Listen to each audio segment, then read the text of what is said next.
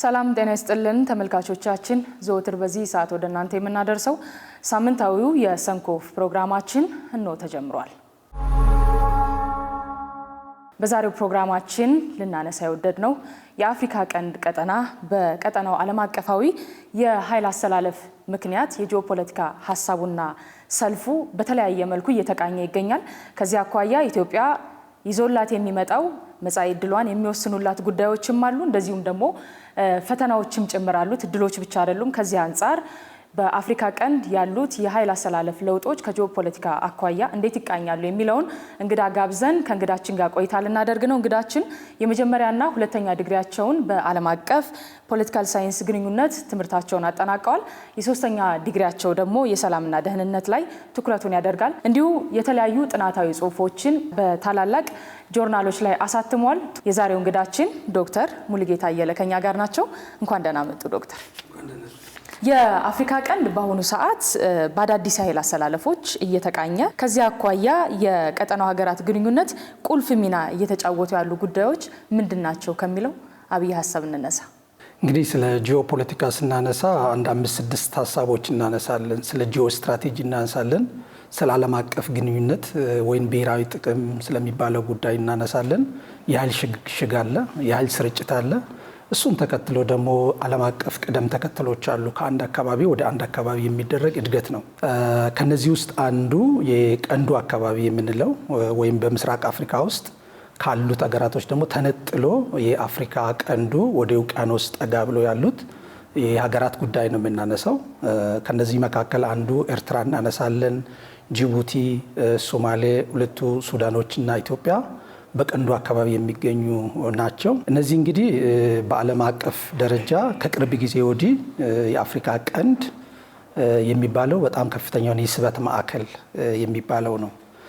በዓለም አቀፍ የፖለቲካ ጂኦ ስትራቴጂ ጂኦ ፖለቲክስ መልክዓ ምድር አቀማመጥ መሰረት አድርጎ ብዙ አካባቢ ላይ ያሉት የትኩረት አቅጣጫ ያላቸው ዓለም ላይ ያሉ አካባቢዎች አሉ። ከነዚህ አንዱ የምስራቅ አፍሪካ፣ ከምስራቅ አፍሪካም ደግሞ የቀንዱ አካባቢ ነው። ሌላኛው መካከለኛው ምስራቅን እንደ ሌላኛው አቤት አካባቢው ልንወስድ እንችላለን። ሩቅ ምስራቅ አካባቢ ያሉ አካባቢዎች እንደዚሁ ወደ እንደ ጂኦ ስትራቴጂክ አካባቢ ይታያሉ። ሌሎቹ እንደ ኦሺኒያ አካባቢ ያሉ በተለይ ሜክሲኮን አካባቢ፣ አሜሪካን አካባቢ፣ የጓቲማላ፣ ኒካራጓ፣ ኮስታሪካ የሚባሉ እነዚህ አካባቢዎች ነው።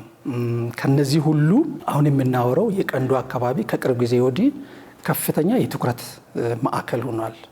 ምንድነው ከሌሎቹ የለያው? ይሄ ቀንዱ አካባቢ ላይ ምን አደረገ? ለምንድነው እነዚህ ነገሮች ላይ በጣም ከፍተኛውን የትኩረት ማዕከል ሊሆን የቻለው የሚል ጥያቄ ሊነሳ ይችላል። እዚህ ውስጥ ላይ ምስራቅ አፍሪካ ውስጥ ከምስራቅ አፍሪካ ቀንዱ አካባቢ የትኩረት ማዕከል ከቅርብ ጊዜ የሆነባቸው ዋና ዋና ምክንያቶች አሉ። አንዱ በተለይም አፍሪካን፣ ኢሲያን እና አውሮፓን የሚያገናኝ አካባቢ ነው። እሱ ላይ ማን እናያለን? ቀይ ባህር የሚባለው እናያለን። ቀይ ባህር እንግዲህ ሰፊ የሆነ የውቅያኖስ ክልል ነው። ይሄ ማለት ከኤደን ገነት አንስቶ እስከ ህንድ ውቅያኖስ ያለ 4000 ኪሎ ሜትር የሚጠጋ ስፍራ ነው። ስፋቱም በተለያየ መልኩ ወደ 300 ኪሎ ሜትር የሚጠጋ ስፋት ያለው አካባቢ ስለሆነ ምንድነው ከነዚህ መካከል ላይ አሁን ከቅርብ ጊዜ ወዲህ የትኩረት አቅጣጫ እዛ አካባቢ ሆነው ምንድነው የሚል ጥያቄ ከተነሳ አንዱ ቅርበቱ፣ ለነዚህ ላሉ አካባቢዎች ቅርበቱ፣ ሁለተኛው ያንን አካባቢ የሚቆጣጠር ወደፊት ምናልባት የዓለምን የፖለቲካ፣ የኢኮኖሚ፣ የንግድ በበላይነት የሚቆጣጠር አካባቢ ነው የሚሆነውና እዛ አካባቢ ስንት ሀገሮች ወደ 19 የሚጠጉ ሀገሮች በብዙ ሺህ ኪሎ ሜትር አቋርጠው የጦር ቤዝ አላቸው። ይሄ አካባቢ ሁሉም ሀገራቶች ምን ይፈልጋሉ? የንግድ መስመሩን ለመቆጣጠር ይፈልጋሉ። ወታደራዊ ቤዛቸውን እዛ አካባቢ ማድረግ ይፈልጋሉ። ኢኮኖሚውን በበላይነት ተቆጣጠሩት ማለት ንግዱን በበላይነት መቆጣጠር ነው። ከዛ በኋላ ያለው ምናልባት የዓለምን ፖለቲካም ጭምር በበላይነት ለመምራት ስለሚያስችል ይህ አካባቢ ስለ ጂኦ ፖለቲክሱ ሲነሳ የአፍሪካ ቀንዱ የስበት ማዕከል ነው ብለን እንወስዳለን። በዚህ ደግሞ ውስብስብ የቀጠና ሁኔታ ውስጥ ኢትዮጵያ ሀገራዊ ጥቅሟን ለማስጠበቅ የራሷን እርምጃዎች እየወሰደች ነው። ከዚህ መካከል በጣም በግንባር ቀደምትነት አሁን እያነሳ ነውና የጋራ ጉዳይና መልክ እያደረግን ወደ መሄድ የሄድንበት አንድ ጉዳይ አለ። እሱም የባህር በር ጉዳይ ነው። የኢትዮጵያ የባህር በር ጥያቄ ከምርጫ ይልቅ ኢኮኖሚያዊ ህልውና ጉዳይ የሆነበት መሰረታዊ አመክንዮ ምንድን ነው? ከ130 ሚሊዮን ህዝብ በላይ ያላት ኢትዮጵያ በፍጥነት እያደገች ያለች ሀገር ናት። የወደብ መዳረሻ ግድ የሚላት ለምንድን ነው? ኢትዮጵያና ታሪኳን ስናነሳ ኢትዮጵያን ከቀይ ባህር ፖለቲክስ ነጥለን ልናይ አንችልም። የእድገቷ ፍላጎታችን ምንጭ ሁሉ ከቀይ ባህር የሚቀዳ ነው። የኢትዮጵያ ወደፊት አድጋለሁ 2023 ላይ መንግስት ይህን ያክል ኢኮኖሚ ደረጃ ደርሳለሁ 2040 ላይ ከዓለም ካሉ ሀገራቶች በዚህ ያክል የኢኮኖሚ እድገት ውስጥ ይገኛለሁ የሚል ራዕይ ያስቀምጣል። እያንዳንዱ የፍላጎታችን ምንጭ የእድገታችን ምንጭ ከቀይ ባህር ጋር የሚያያዝ ነው። ከቀይ ባህር ሲያያዝ ደግሞ እንዴት አድርገን የሚለውም ይነሳል። ታሪኩ ምን ነበረ? ወደኋላ ትንሽ ሄደን ብናይ ኢትዮጵያንና ቀይ ባህር የረጅም በሀገረ መንግስት ምስረታዋ ውስጥ ኢትዮጵያ የወታደራዊ ቤዝ ያላት በተለይም አሰብ ላይ ከዚህ በፊት ማሰልጠኛዎች ሁሉ ያሏት፣ ሁለተኛው ከፍተኛ የሆነ የንግድ መስመሮችን እዛ አካባቢ የምትቆጣጠር የነበረች፣ የገቢ የውጭ ምርት የምታደርግባቸው የወደብ ቦታዎች ያሏት ሀገር ናት። በሆነ በታሪክ አጋጣሚ ከባህር ቅርበት ወይም አክሰስ ቱ ሲ ከወደብ አካባቢ ላይ ልትገለል ትችላለች። በምን የሚል ጥያቄ ይነሳል። አንዱ እንግዲህ ይቅርታ ይደረግልና የመሪዎቻችን ታሪካዊ የሆነ ስህተቶች ናቸው። ይሄ ደግሞ በሆነ ወቅት ላይ መሪዎች ይሄን አድርገዋል። አሁን ያሉት መሪዎች ደግሞ በተገኘ ሁሉ አጋጣሚ አሁን ዓለም በሚፈቅደው በዲፕሎማሲ ሕግ በዓለም የንግድ ስርዓት ወደብ ይገባናል፣ አክሰስ ቱ ሲ ይገባናል፣ ወደ ፖርት መውጣት አለብን። ኢትዮጵያ በቀይ ባህር አካባቢ ያላት ጉዳይ በሰፊው ይዘው መጥተዋል። ይሄን ስንል ግን ለምንድን ነው የሚል ጥያቄ ይነሳል። ቅድም ያልኩት አለ ቀንዱ ላይ 19 ሀገሮች በብዙ ሺህ ኪሎ ሜትር እንደ አሜሪካ ካየን እንግዲህ ወደ 13047 ኪሎ ሜትር መጥተዋል። እዚህ እንግሊዞች ከ6000 ኪሎ ሜትር በላይ፣ ፈረንሳዮች በተመሳሳይ፣ ቻይና ከ7000 በላይ፣ ራሻም እንደዛው። ስለዚህ 19 የሚጠጉ ሀገራቶች አንዳንዱ አህጉራዊ ነው፣ አንዳንዱ ደግሞ ቀጠናዊ የሆኑ የጦር ቤዝ አላቸው። ኢትዮጵያ ግን እዚህ ቀይ ባህር አካባቢ ላይ በአንድ የማራቶን ሩጫ ደርሰ የምንመለስበት ከ60 ኪሎ ሜትር ከ45 ኪሎ ሜትር በአንዳንዱ አካባቢ ወይ ምናልባት 50 ሊሆን ይችላል ልኬቱ የሚያሳየን አየር ክልል ላይ ያን አካባቢ ኢትዮጵያ አክሰስ ላርግ ነው እያለች ያለችው። አክሰስ ላርግ ስትል ግን ምንድን ነው ለምን የሚል ጥያቄ ይነሳል። ኢትዮጵያ ከዚህ በፊት 30-40 ዓመት ያለ ወደብ አድጋስ የለም ወይ? ስትል ኢትዮጵያ እያነሳች ያለችው ኢኮኖሚ ጉዳይ ብቻ አይደለም። አንዱ እያነሳች ያለችው ስለ ሴፍቲ፣ ስለ ሴኩሪቲ ነው፣ ስለ ደህንነት ነው። ትንንሽ እቃዎች የምናስገባ ደብተር ማሽጋ የምናስገባ ደብተር ራሱ የምናስገባ አሁን አንቺ የሚያሪቱ እርሳስ የምናስገባ ያለ ጅቡቲ ክሊራንስ ሊሆን የሚችል ነገር የለም። ስለዚህ ኢትዮጵያ አንዱ የደህንነት ጉዳይ ነው፣ የሴኩሪቲ ነው። ሁለተኛው ሴፍቲ ነው፣ የሴፍቲ ነው። ቀጠናው አካባቢ ያሉ አገሮች የመንግስት የተጠናከረ መንግስት የላቸውም። ኤርትራንም ሶማሌም ሱዳንም አካባቢ ስናይ በጣም የተጠናከረ ማዕከላዊ መንግስት የላቸውም፣ ወይም መንግስታቸው ያንን አካባቢ ሊቆጣጠር የሚችል አይደለም። በማንኛውም ሰዓት እነዚህ በተለይ ሀያላን ሀገራቶች በሚያነሱት ግጭት ጅቡቲ ያለው አሁን እየተጠቀምን ያለነው ወደብ ሊዘጋ ይችላል። የዛኔ ኢትዮጵያ ውስጥ 130 ሚሊዮን ህዝብ ይዘን አክሰስ የማናደርግ ገቢ ወጪ ምርታችን በዛ ብቻ የሚወሰን ከሆነ እሱ አደጋ ነው። ስለዚህ አንዱ የሴፍቲ ጉዳይ ነው፣ የሴኩሪቲ ጉዳይ ነው። ሌላኛው ኢትዮጵያ በረጅም የሀገረ መንግስት ታሪኳ በረጅም ፍትሐ ነገሥት ክብረ ነገሥትና ስርዓተ መንግስት አንዳንድ ሀገራቶች አገር ከመሆናቸው በፊት ኢትዮጵያ ህገ መንግስት ነበራት፣ ፍትሐ ነገሥት፣ ስርዓተ መንግስት። እነዚህን ለ348 ዓመት ትጠቀም የነበረች ሀገር ናት። አሁን ግን ከወደብ ከባህር አካባቢ ከወታደራዊ ቤዞች ከሁሉም ተነጥላ በአንድ ቤት ውስጥ ምናልባት ከግራም ከቀኝም ባሉ ሀገራቶች መካከል ተከባ እንድትኖር ተደርጋለች። ይሄ በመሪዎች ስህተት ነው ቅድም እንዳልኩት። አሁን ደግሞ ባሉት መሪዎች ለማግኘት የሚደረግ ጥረቶች አሉ። እሱን ማገዝ ማየት ይፈልጋል። ስለዚህ ኢትዮጵያ ሸቀጥ ምርቶችን ማውጣት ማስገባት ብቻም ሳይሆን የሴፍቲም የሴኩሪቲ ሪስፔክቲም ጉዳይ ነው። ስለዚህ ቀጠናው ላይ የምታደርጋቸው ወደፊት በምን አግባብ አኳያ እንዴት መሆን አለበት፣ እንዴት ማግኘት አለበት የሚል ጥያቄዎች በጣም በትልቁ መነሳት ያለበት ነው።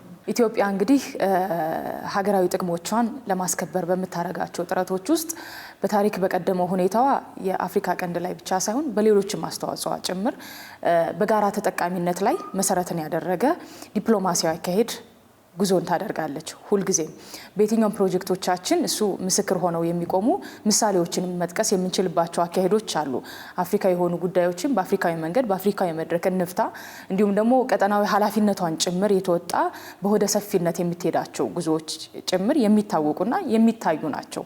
ከዚህ አኳያ የኢትዮጵያ አካሄድ በቀጠናው ላይ የኢኮኖሚ ትስስርን፣ ትብብርን ለማጠናከር ያለው ሚና እንዴት የሚገለጽ ነው? እንግዲህ ኢትዮጵያ ቀይ ባህርን አክሰስ ስታደርግ አሁን እኮ ባላት ቁጥር ልኳ የት ነው? ኢትዮጵያ ታሪኳ የት ነው? ኢትዮጵያ ልኳ ምን መሆን አለበት? ኢትዮጵያ ደግሞ ወደ ባህር ወደ ቀይ ባህር አካባቢ ብትጠጋ አሁን ቅድም ያልናቸው አካባቢዎች ምንድን ነው ልታደርግ የሚችለው የሚል ነገር ይነሳል። አንዱ እንዳልኩሽ የኤርትራንም የሶማሌንም የሱዳንንም ታሪኮች ካየን ጠንካራ የሆነ ሴንትራል መንግስት የላቸውም። በተለይም ሶማሌ ላይ ከ1991 በኋላ ከሞቃዲሾ ውጪ ሌሎች አካባቢዎችን ሄዶ ሊቆጣጠር የሚችል መንግስት ሊፈጠር አልቻለም። ሁለተኛው ኤርትራም ውስጥ ያለው መንግስታት ምናልባት ፕሮክሲ የምንለው የውክልና ጉዳዮችን ከማድረግ ውጪ አገራዊ ጉዳዮች ላይ ጠንክሮ ሰርቶ በኢኮኖሚው የማደግ ነገር ሂደት አልታየም።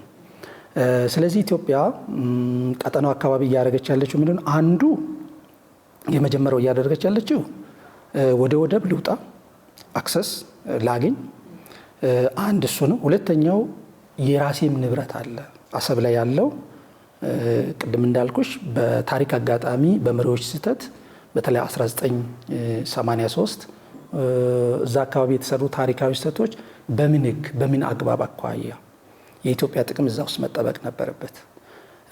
ይህን ስንል ግን እንግዲህ ከ30 ዓመት ረጅም የጦርነት በኋላ ኤርትራ ወንድሞቻችን ነፃ ሆነዋል። ነፃ ሲሆኑ ግን የኢትዮጵያን ጥቅም በሚያስጠብቅ መልኩ አልተደረገም። ኢትዮጵያ በዓለም ህግ በዓለም የንግድ ኢትዮጵያ ውስጥ ምን አለን ካልን ዓለም ሁሉ የሚደነቅበት አፍሪካውያን መኩሪያ የሆኑ አየር መንገዳችን አለ። ቴሌኮማችን ተመሳሳይ ነገር ነው። ህዳሴያችን ከሁሉ በላይ በአፍሪካ ትልቁ ግዙፍ ፕሮጀክት ነው። ለብዙ ሀገራቶች የሚበቃ ትልቅ ሀብት ነው። ሌላው ለም መሬቶች አሉን። ስለዚህ በሰጥቶ መቀበል ህግ። ሁለተኛው በድርድር ምናልባት እኮ አንድ ህዝብ ነን፣ ኤርትራና እኛ አንድ ህዝቦች ነን። ሶማሌም ያሉ ህዝቦች ኢትዮጵያ ውስጥ ያሉ ህዝቦች አሉ። ስለዚህ አንድ ስለሆንን ምናልባት በፌዴሬሽን በውህደትም ልናደርገው እንችላለን። እንደምታስታውሹ ኢትዮጵያና ኤርትራ ያሉ ወንድሞች አንድ ናቸው ሲባል ዝም ብሎ ከመሬት ተነስተው አይደለም። በቃ ኤርትራውያን ከኢትዮጵያ ጋር ለመኖር ያላቸው ከፍተኛ ፍላጎት አንድ ህዝብ ነን ስንል እሱ ነው። ስለዚህ የዚህ አይነት ህግ ልንጠቀም እንችላለን። አሁን ያለው ቦታ አሰብ ኤርትራውያን ሪሊ እውነት እየተጠቀሙበት ነው የሚል ጥያቄ ይነሳል። ስለዚህ ኢትዮጵያ ሴፍቲ አደጋ ውስጥ ነው፣ ደህንነቴ ችግር አለበት፣ ከኢኮኖሚ እድገቴ ተጨማሪ እነዚህ ነገሮች ያስፈልጉናል የሚል ጥያቄ ያቀርባለች። እሱን በሆደ ሰፊነት በመርህ በዓለም ህግ በመግባባት በዲፕሎማሲ ማድረግ አለባት። ለዚህ ደግሞ በቂ ልምድ አለን። የኢትዮጵያ የረጅም ታሪኳ የሚያሳየው አፍሪካውያኖችን ነፃ እስከ ማውጣት ማሰልጠን ወታደር። ሌላው እንደሚታወቀው የኢትዮጵያ የመከላከያ ኃይል ጸጥታው አስከባሪ ኃይል በጣም ዌል ዲሲፕሊንድ የሆነ ነው። ምናልባት ጸጥታ ባስከበራቸው ሰሜን ኮሪያ የሚሆን ኮንጎ፣ ላይቤሪያ፣ ሩዋንዳ፣ ሱዳን፣ ሶማሊያ የኢትዮጵያ መከላከያ ይህን አደረገ ሲባል አይታወቅም። በመጥፎ ጎኑ ሁሉም በመስማማት የሚቀበሉት ነው። ምናልባት ብዙ ሀገሮች ጸጥታ ለማስከበር ሂደው ሰላም ለማስፈን ሂደው የተለያየ ፍላጎት ያደርጋሉ። ኢትዮጵያ ታሪኳ ይሄን አያሳይም። ስለዚህ የኢትዮጵያ የመከላከያ ኃይል ወደዚህ አካባቢ ቢወጣ አክሰስ ቢያገኝ የቀጠናው አካባቢ አሁን ያለው ሶማሌ ላይ ያለው ይሄ የባህር ውንብድናን በማስወገድ ኤርትራኖች ኃይልም እኮ ይፈልጋሉ።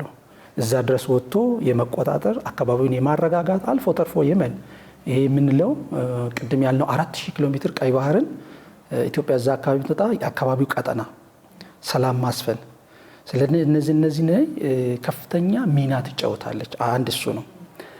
ሁለተኛው በዲፕሎማሲያችንም ስናይ የረጅም በተለይ ከአንደኛ ዓለም ጦርነት በኋላ ዓለም አቀፍ ተቋም ሊግ ኦፍ ኔሽንስ ሲመሰረት ኢትዮጵያ መስራች ሀገር ሆና አብራዛ በተለይ ስትቀላቀል ከዛ በኋላ ደግሞ የአፍሪካ ህብረትን ከሁለተኛም ጦርነት በኋላም ስትጫወት የነበረው ሚና በተለይ አገራቶችን በማቀራረብ ያኮ እንግዲህ የኢትዮጵያ ዲፕሎማሲ ጠንካራ ባይሆን ኖሮ ዛሬ አንድ አህጉራዊ ድርጅት አይመሰረትም ነበር። ያለ እረፍት በንጉሱ ጊዜ የተሰሩ ከፍተኛ የሆኑ ዲፕሎማሲ ስራዎች ናቸው አፍሪካውያን ወንድሞችን ወደ አንድ ያቀራረበበት።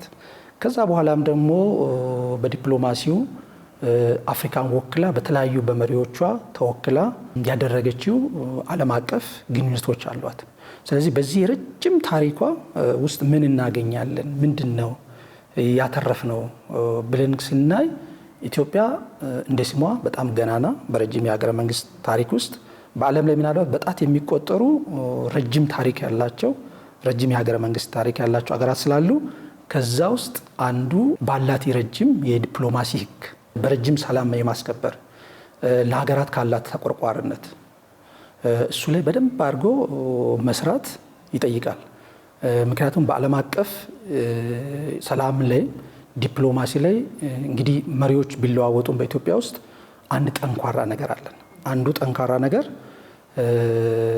ቀጠናዊ ትስስሮች በተለይ እንደ ኢጋድ አይነቱ ቆብ በእግሩ እንዲቆም የሚደረገው ጥረት የአፍሪካ ህብረት ጊዜውን ጠብቆ ወቅቱን ተከትሎ ስብሰባዎች እንዲያደርግ ውይይቶች እንዲያደርግ ሰው ሌላው ደግሞ የአፍሪካ ድምጽ የመሆን ከፍተኛ ልምድ አላትና እሱን ሁሉ የመጠቀም ሂደት ይኖራል የሚል እይታ ነው ያለኝ። ከኢትዮጵያ ወገን እንደ መከራከሪያ ተደርጎ አንድ የሚነሳ ሀሳብ አለ። እሱም የኢትዮጵያ ፍላጎት ቀጠናውን በሙሉ በጋራ ተጠቃሚ የሚያደርግ ነው የሚል መከራከሪያ ነጥብ ይነሳል።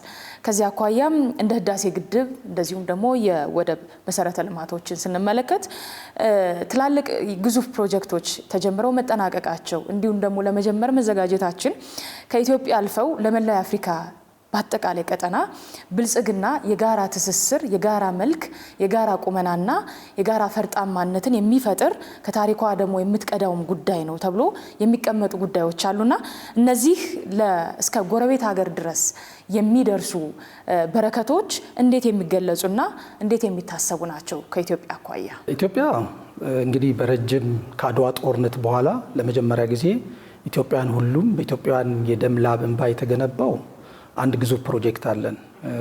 ለአፍሪካውያኖችም ይቻላል ተምሳሌት የሚለው እሱም ህዳሴ ነው። ህዳሴ መጠናቀቁ በራሱ አንድ ትልቅ እምርታ ነው። ለማን ካል ህዳሴ እኮ የኢትዮጵያ ብቻ ንብረት አይደለም፣ የአፍሪካውያን ነው። የአፍሪካውያን ብቻ ሳይሆን አንዳንዴ ዓለም ውስጥም ነው። ህዳሴ ተጠናቀቀ። አንዱ የታለመለትን ዓላማ ኤሌክትሪክ ጉዳይ ነው፣ ኤሌክትሪክ ማመንጨት፣ ከዛ እሱን ለራሳችን የሚሆን የኃይል ቋት መጠቀም፣ ከኛ ደግሞ የተረፈውን ለሌሎች ለጎረቤት ሀገራቶች ትስስር ባለው መልኩ ላይ መሸጥ መስጠት። ሌላኛው ቀጥሎ የእርሻ ምርት ነው። አሁን ህዳሴ ያለበት አካባቢ ከፍተኛ የሆነ ለም መሬት ያለው ነው። ጎረቤት ክልሎችን ያቀራርባል። አልፎ ተርፎ ደግሞ ሱዳን ወንድሞቻችን በቅርብ ርቀት እዛ ጋር ስላሉ ተጨማሪ የቱሪዝም ሴንተር የሚሆንበት ምናልባት ደግሞ ትልልቅ ሆቴሎች በተለይ አሁን ከግልገል በለስ ወደ ማንዱራና ወደ ፓዊ አካባቢ ላይ በጣም እየለሙ ያሉ በጣም በርካታ አካባቢዎች ስላሉ ተጨማሪ የገቢ ምንጭ የምናገኝበት ሀይቅ እንግዲህ ትልቅ ሀይቅ ነውና እሱ ላይ አሳ የሚመረትበት የጀልባ ምናልባትም ደግሞ በጣም በርካታ ኢትዮጵያውያን ሄደው ኢትዮጵያውያኑ ከኢትዮጵያ ውጭ ያሉ ወደፊት ትልቁ ከአዲስ አበባ ቀጥሎ ትልልቅ ከተሞችን የምንመሰረትበት ነው። ሁለተኛው ህዳሴ ቀጠናው ላይ ያሉ አገራቶችን ያስተሳስራል። አሁን ሱዳን ውስጥ ያለው ሁለቱንም ሱዳን ወንድሞቻችን ኬንያ አልፎ ተርፎ እስከ ግብጽ፣ ኤርትራን በዚህ አካባቢ ላይ ያሉ እስከ ሶማሌ ድረስ ያሉትን ከኛ የኃይል ምንጭ ተጨማሪ እሱን ልናደርግ እንችላለን። ብዙ ጊዜ ያልተነገረው ምናልባት አገራቶች የኃይል ቋት ኢትዮጵያ ህዳሴ ጋር ያለው ኃይል የማይቋረጥ የኃይል ምንጭ የኤሌክትሪክ ምንጭ ስለሚኖረን አገራቶች ከአውሮፓም ከኤሲያም ምናልባት ከአሜሪካም ከሁሉም አፍሪካ አካባቢዎች የኃይል ምንጫቸውን ቋት ሊያደርጉበት ይችላሉ። ምክንያቱም ኢትዮጵያ ምን አላት ካልን መልክዓ ምድሯ ጥሩ ነው፣ አየሯ ጥሩ ነው። አሁን ያለንበት ቦታ ርዕደ መሬት፣ ሌሎች የተፈጥሮ አደጋ አያሰጋትም። ስለዚህ አገራቶች የኃይል ቋታቸውን ኢትዮጵያ ውስጥ ሊያስቀምጡ ይችላል። እሱ ሌላው ትልቁ የኢኮኖሚ ጥቅም አገራቶችን የሚያቀራርብ ይሆናል። በሌላ መልኩ ስናይ ይሄ ሁሉ ከሆነ ቀጠናዊ ትስስር ለምን ሊጫወት ይችላል የሚል ነው። የጋራ ተጠቃሚ ስንሆን እሱ በጣም ትልቁ ፓርት ነው። ከሁሉ በላይ እኛ ትምህርት ቤት ገብተናል። ኢትዮጵያውያን የሙያ ሽግሽግ አድርገዋል። ሙያን ተምረንበታል። ፕሮጀክት እንዴት እንደሚፈጸም ፕሮጀክቶች ግዙፍ ፕሮጀክቶች አደጋ ውስጥ ሲገጥማቸው መሪዎች እንዴት አድርገው ፕሮጀክቶችን ማዳን እንደሚቻሉ ወዴት ስታንዳርዱን ከፍ ማድረግ እንደሚቻል እንግዲህ አንዳንዶቻችን ትልቅ ዓለማችን ያሉ ዩኒቨርሲቲዎች ገብተን የማናገኛቸውን እውቀት በተግባር አይተንበታል። እዛ 13 ዓመት እዛ አካባቢ የቆዩ ባለሙያዎች አሉ። ተጨማሪ ሌሎች ፕሮጀክቶችን ሲናደርግ እሱ ነው። ከዚህ ቀጥሎ እንግዲህ ኢትዮጵያ ውስጥ ያሉ ትልልቅ ፕሮጀክቶች የተጀመሩ አሉ። የማዳበሪያ ፋብሪካ ትልቅ ነው። ነዳጅ የምናደርገው ሌላው ለኢኮኖሚው በጣም የሚጠቅመው ማዕድኖቻችን በተገቢው መልኩ ሪሶርሱ የት ነው ያለው፣ ሀብቶቻችን የት ነው ያለው የሚል ነገር ለመጠቀም የሚደረግ ጥረት በከፍተኛ ነው። ተጨማሪ የኢኮኖሚ ምንጭ ማድረግ ከዛ ደግሞ ጂዲፒያችን ላይ ስራ ፈላጊ ወጣቶቻችን በየአካባቢው በየቀጠናው ያሉ እና ደግሞ አልፎ አልፎ እንዲህ የምንሰደድበትን ሁሉ እንደውም ሌሎች ሀገሮች ወደኛ መጥተው አብረን የምንሰራ የምናድግ ይሆናልና ከህዳሴ ተጨማሪ እነዚህ ግዙፍ ፕሮጀክቶች ምን ያደርጉናል? ቀጠናው ላይ ያሉ ሀገራቶችን ኤርትራን ወንድሞቻችን፣ ሶማሌ ጋር ያለውን፣ ሱዳን ጋር ያሉትን በጣም እኮ እኛ ብዙ ህዝብ ነው አሁን ያለነውና ከኛ ከ130 ሚሊዮን ተጨማሪ ብዙ የውጭ እንግዶችንም ጭምር ሲሪያኖችንም የመኖችንም ተቀብለን የለ። ስለዚህ በዚህ አግባብ አኳያ ቀጠናው ላይ የሚያደርገው ትስስር ከፍተኛ ነው የሚል እይታ ነው። ኢትዮጵያ ያለችበት የአፍሪካ ቀንድ እንዲሁ ደግሞ ቀደም ሲል እንዳነሳሁት ደግሞ በታሪክ በጣም በብዙ መልኩ አይደረጉም፣ አይታሰቡም፣ አይሞከሩም የተባሉ ጉዳዮችን መሞከር ብቻ አይደለም ፈጽማ ያሳየችባቸው የታሪክ አጋጣሚዎችን ይዛ ዛሬ ድረስ የደረሰች እንዲሁ ደግሞ ባለችበት መገኛ ስፍራዋ ጭምር ደግሞ ተፈላጊነቷ በተለየ መልኩ የሚታይ እንዲሁ መልክዓ ምድሯ ያላት ጸጋ አሁን ደግሞ ያየን እንደ አዲስ ደግሞ ነበረ እንደያል የምናስተውላቸው ደግሞ የታመቁ እንደ አዲስ ደግሞ አቧራ እያራገፉ እየወጡ ያሉ ብዙ ጉዳዮች አሉንና ያለን በቀጠና ውስጥ ያለን ኢምፖርታንስ እንዴት ባለ ጉልበት ነው የሚገለጸው? ይሄ ረጅም ነው።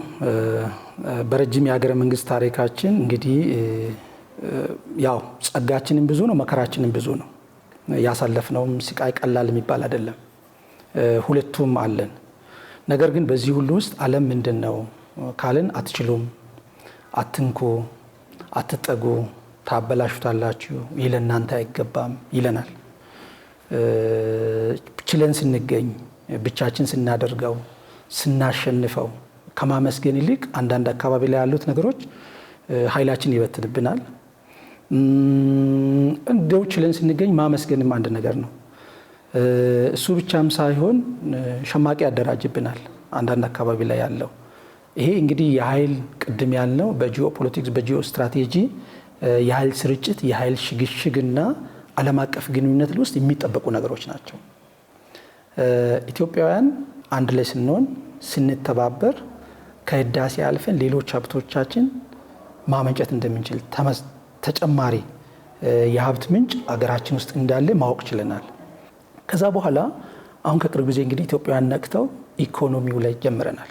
ኢኮኖሚ ይሄ ብዝሃ ኢኮኖሚ ሀብታችን ማወቅ ማዕድን አለን። ከዚህ በፊትም እኮ የነበረ ማዕድን ነው፣ ግን እንዴት እናውጣው፣ እንዴት አውጥተን ለገበያ እናውለው፣ እንዴት አድርገን እንጠቀመው፣ ወደ ኢኮኖሚያችን እንዴት አድርገን ኢንጀክት እናድርገው የሚለው ጥያቄ ሲነሳ አልሰማንም። ሁለተኛው ቱሪዝም። አሁን እኮ የምናያቸው ትልልቆቹ የቱሪዝም ሴንተሮች፣ ትልልቆቹ ሎጂዎች አዲስ አበባንም ስናይ አብሮን የነበሩ ከተሞቻችን ናቸው። ግን እሱን ቁጭ ብሎ ማሰብ ያለውን ሀብት ይሄን ባደርግ እንዲህ አይነት የኢኮኖሚ ምንጭ ሊሆን ይችላል ብሎ ማሰብ። ሌላው ቴክኖሎጂ ነው። ዓለም እንግዲህ የሆነ ወቅት ጥሎን ሄዷል። ከዛ በኋላ ግን አሁን ኢትዮጵያውያን በደንብ አድርገን ነቅተን ሪሶርሳችን ይሄ ነው፣ ሀብቱ ይሄ ነው አሁን ያልኩሽ እሱን በደንብ አድርገን አይተን ዜጎችን አንቅተን ተጨማሪ ቅድም ካልነው ማዕድን ይኖራል እርሻችን ማዘመን ከዛ ተጨማሪ በተለይ የቱሪዝም አካባቢ ላይ የምናደርገው ተጨማሪ ኢንዱስትሪዎችን መገንባት ስርዓት ወጣቶችን መቀነስ ማየት ዓለም የደረሰበት ጋር መፎካከር ወደዛ መሄድ ግድ ይለናል። ምንም ይሄ ቪጂታል ሊገባን አይገባም። ምክንያቱም ዓለም የሆነ ጊዜ ጥሎን ሄዷል። አሁንም ደግሞ ከቆም እንደዛ ነው። ስለዚህ ዓለም ውቅያኖስ ነው። ከመስጠማችን በፊት ቀድመን ነቅተን ተፎካካሪ መሆን እዛ መድረስ ከሁላችንም ዜጎች የሚጠበቅ ነው የሚሆነውና ስለዚህ ኢኮኖሚው ላይ በተለይ ጂዲፒያችን ላይ የሚጨምረው እያንዳንዱ አሴት እያንዳንዱ እውቀታችን ለዛ ነገር መዋሉ ተገቢ ነው የሚል ነው እይታ ነው ያለው። ከቀይ ባህር መራቃችን በብዙ መልኩ ያሳጡን ጉዳዮች አሉ። አሁን ደግሞ የመጀመሪያውን የውሃ ጉዞ አጠናቀን ወደ ሁለተኛው የውሃ ጉዞ የምንሄድበት መንገድ ላይ ነው ያለነው። ከመጀመሪያው ግን የቀይ ባህር ብቻ ሳይሆን የህዳሴ ግድባችን ሲጀመር ከግብጽ አቅጣጫ የመጡ ብዙ ጥያቄዎች ነበሩ። ይሄን ጉዳይ ጀምረን ማጠናቀቃችን ወደ ሁለተኛው የውሃ ጉዞ ለምናደርገው መንገድ የሚሰጠን መደላደልና በዓለም አቀፍ ደረጃም በቀጠናውም ጭምር የሚሰጠን ሞገስ ምንድን ነው ብለን ማየት እንችላለን። ቅድመ ህዳሴና ድህረ ህዳሴ እንግዲህ ህዳሴ ግንባታው ተጀመረ። ግንባታው ሲጀመር በወቅቱ የነበረው የዓለም ሁኔታ ይታወቃል። ከዛ በኋላ ግን ያው በተገኘው ሁሉ አጋጣሚ ለማስቆም ብዙ ነው የተሞከረው። በተለይ ከግብጽ ጋር እሱ ጋር ምንድነው የሚነሳው ካልን 7 ሀገሮች ወንዝ ያመነጫሉ፣ 6 ሀገሮች ይቀበላል። አንድ ሀገር ግን ምንም የላትም፣ እሷም ግብጽ ናት። ግብጽ ወንድሞቻችን ያው የሚገኘውን ሁሉ በተለይ እነሱ ለህዝባቸው የነገሩት ነገር አለ። ህዳሴ አባይ ወንዝ እዛው እንደሚመነጭ ነው የሚታወቀው። ነገር ግን ዓለም አቀፍ ህጎች ናቸው።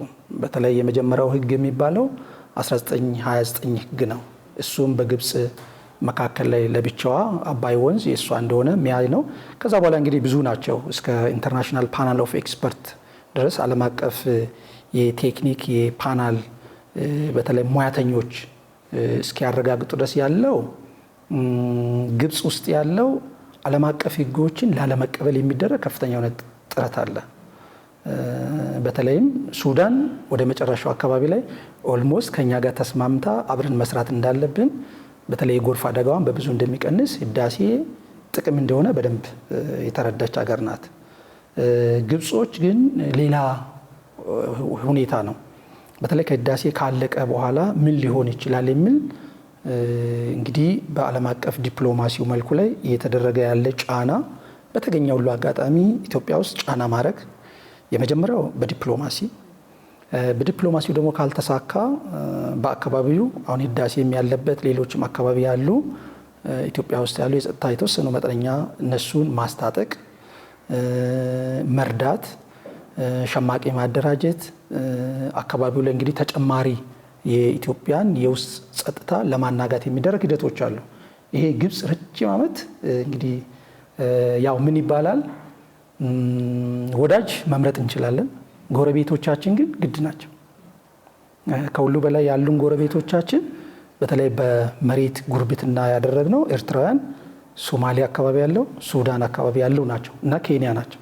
ከነዚህ ሀገሮች ጋር የምርጫ ጉዳይ አይደለም። እኛ ኢትዮጵያውያን ግዴታችን ነው። ግን ከማን ጋር ልናደርግ እንችላለን? ወዳጅነታችን ከኮሪያ ጋር ልናደርግ እንችላለን። ወዳጅነታችን ከቪየትናም ጋር ልናደርግ እንችላለን። ወዳጅነታችን ከኡጋንዳ ጋር ልናደርግ እንችላለን። ግን ጎረቤት ልንመርጥ አንችልም። ስለዚህ ጎረቤቶቻችን አሁን ኢትዮጵያ የማደግ አሁን ህዳሴን ጨረሰች።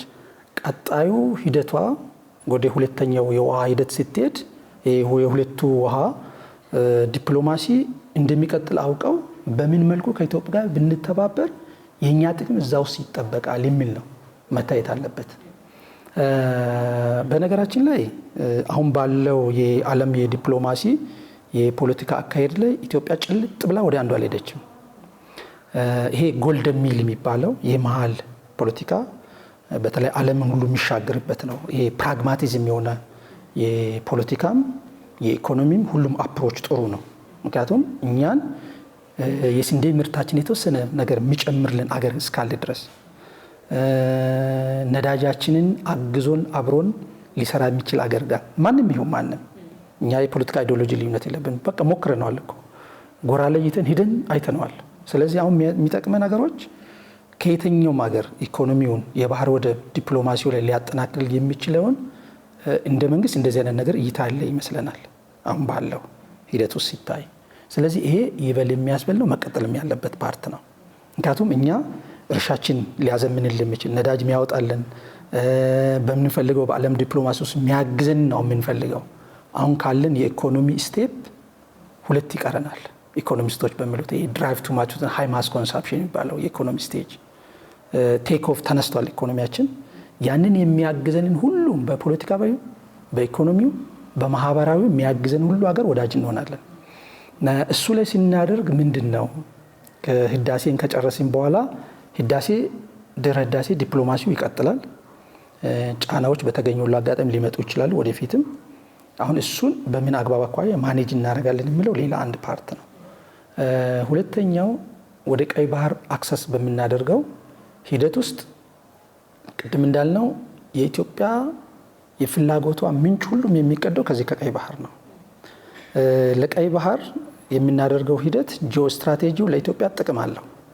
ተጨማሪ ወደቦችን 1ም 4ም 3ም ተጨማሪ ወደብ እኮ እንጠይቃለን ኢኮኖሚያችን እያደገ ሲሄድ። አንዱ እሱ ነው። ሁለተኛው የወታደራዊ ቤዞቻችን እናደርጋለን። መርከቦቻችን የሚጠብቁ የባህር ኃይል ይሰለጥንበታል።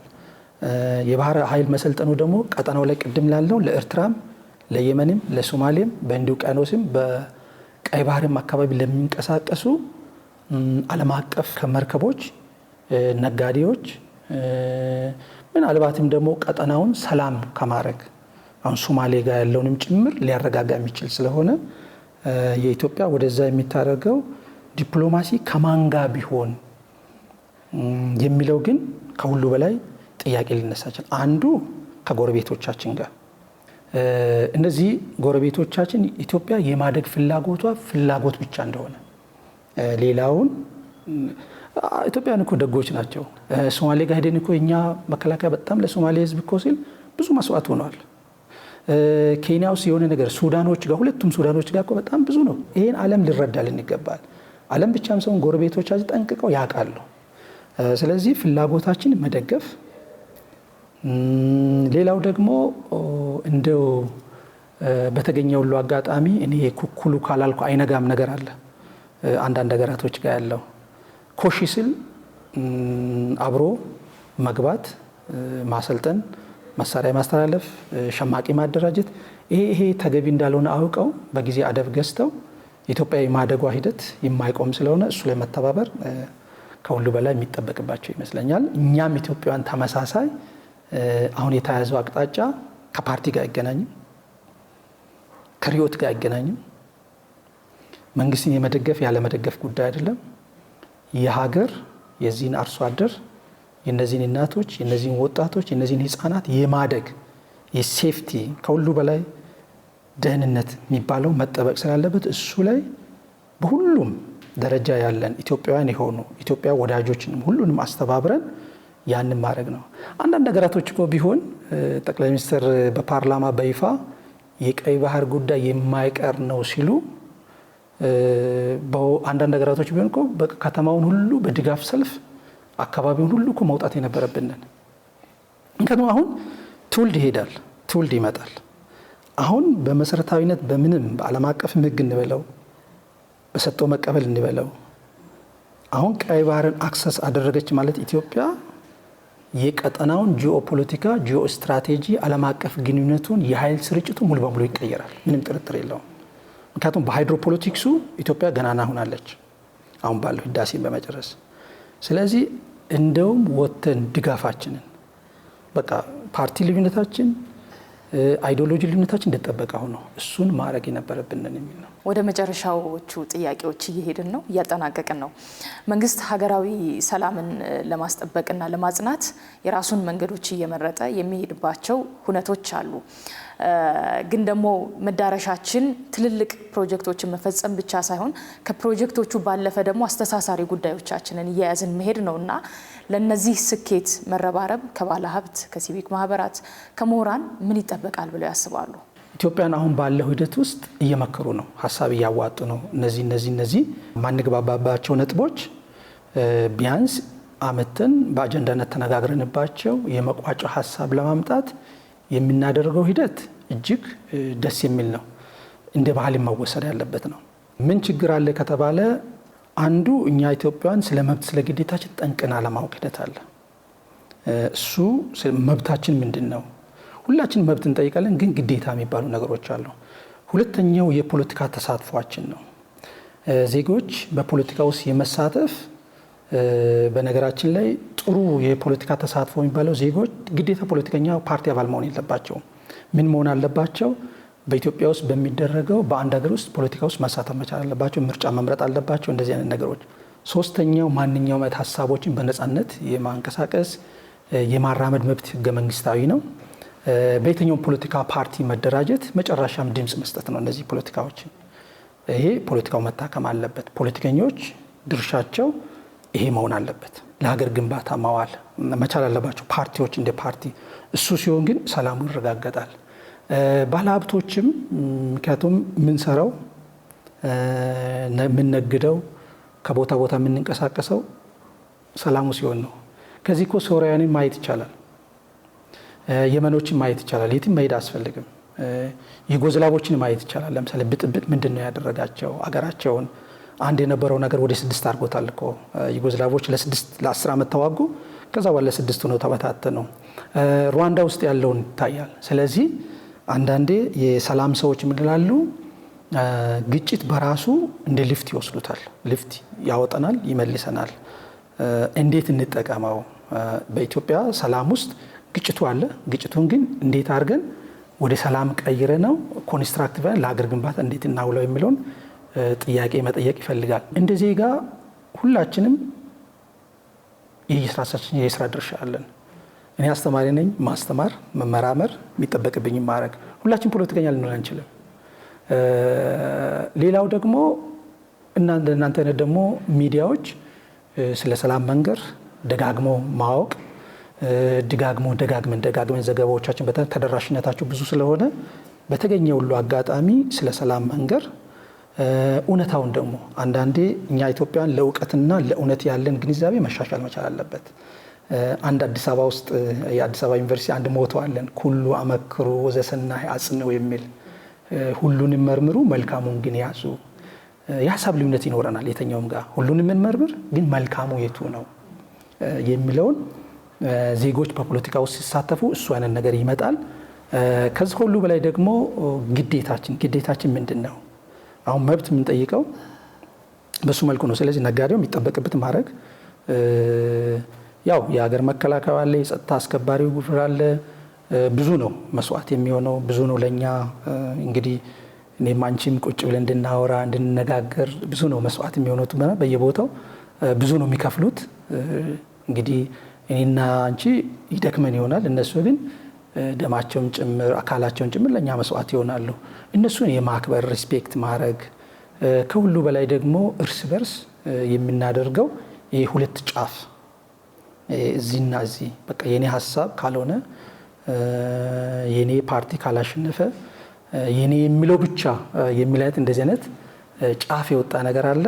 ስለዚህ የመሀል ፖለቲካ ይሄ ጎልደን ሚል የምንለው የመሀል ጨዋታዎች ከሁሉ በላይ አዋጭ ነው፣ አገርንም የሚያሻግሩ ናቸው። እና ይሄ ሁሉ ካልሆነ ደግሞ ተነጋግረን ካልሆነ እኮ ፍርድ ቤቶች አሉ። ጉዳዮቻችን ሌሎች ሰዎችንም ጭምርን እንነጋገራለን። ያ ካልሆነ ደግሞ ጉዳያችን እኮ ፍርድ ቤት ይዘን እንሄዳለን። ይሄ አርቢትሬሽን የሚባለው በዓለም አቀፍም በዚህም ግን ስንነጋገር በራሳችን ቋንቋ ቢሆን በራሳችን እሴት ቢሆን ሌላ ሰው የሚያነጋግረን ከሆነ የራሱን ፍላጎት ነው ይዞብን የሚመጣው። ስለዚህ ሌላ ዓለም አቀፍ ሚዳኘን ከሆነ በነገራችን ላይ በምን ቋንቋ ነው የምናወራውስ? አሁን ስንነጋገርም እኮ ወይ በኦሮምኛ ነው ቁጭ ብለን የምናወራው፣ ወይ በአማርኛ ነው፣ ወይ በትግርኛ ነው የምናወራው። ወይም አገር በቀሎቻችን አሉ፣ የሃይማኖት አባቶቻችን አሉ። አገር በቀሉን እሱ ይዘን ቁጭ ብለን ታዛቢ አድርገን ብንነጋገር አንደኛ የወደ ወዳችን እናወራለን፣ ሰላሙም ዘላቂ ይሆናል። ስለዚህ እውነት ለመናገር ይሄን እናሳልፍላለን እናሻግርልሃለን ያልነው ነው። ወጣት አርሶ አደር እናት፣ አባት ሊንክስ የምንችለው እውነት ለመናገር በመግባባት ነው።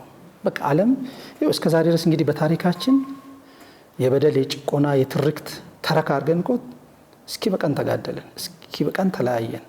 ስለዚህ ሁሉም ኢትዮጵያውያን ቅድም የተባሉት የማህበረሰብ ክፍሎች ይኖራሉ፣ ሲቪክ ማህበራቶች፣ እነዚህ ሁሉ ለሀገር ግንባታ ትልቁ ሚና መጫወት መቻል አለባቸው።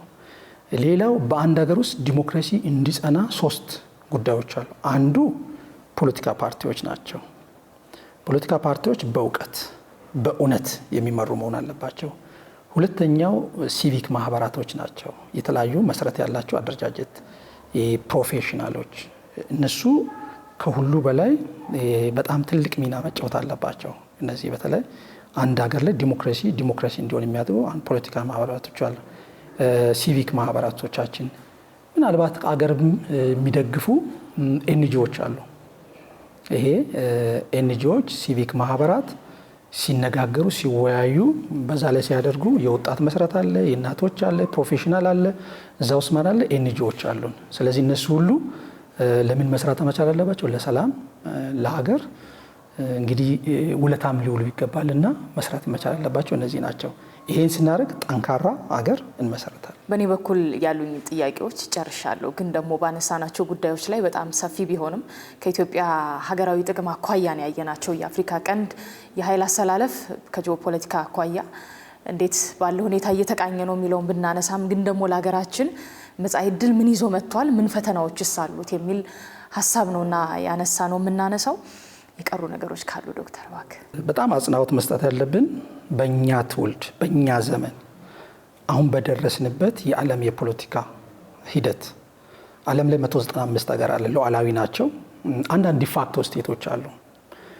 ከነዚህ ጋር መፎካከር መቻል አለብን። እውነት ለመናገር ዓለም የሆነ ጊዜ ጥሎን ሄዷል። የተለያየንባቸው በጣም በርካታ ጉዳዮች አሉ። ስብራታችን በጣም ብዙ ነው። ከብዙ መካከል አንዱ ይሄ ብሔራዊ ጥቅምን ለሌላ አሳልፈን የሰጠንበት መንገድ አንድ እሱ በትክክል በመርህ ደግፈን ሁላችንም ተያይዘን ማስተካከል ያለብን ፓርት ነው። ሁለተኛው በኢትዮጵያም በዓለም ደረጃም ሁላችንም እንግዲህ እንጓዝ የለ ዓለም ላይ ስንጓዝ ዓለም የሚያይን እይታ አለ።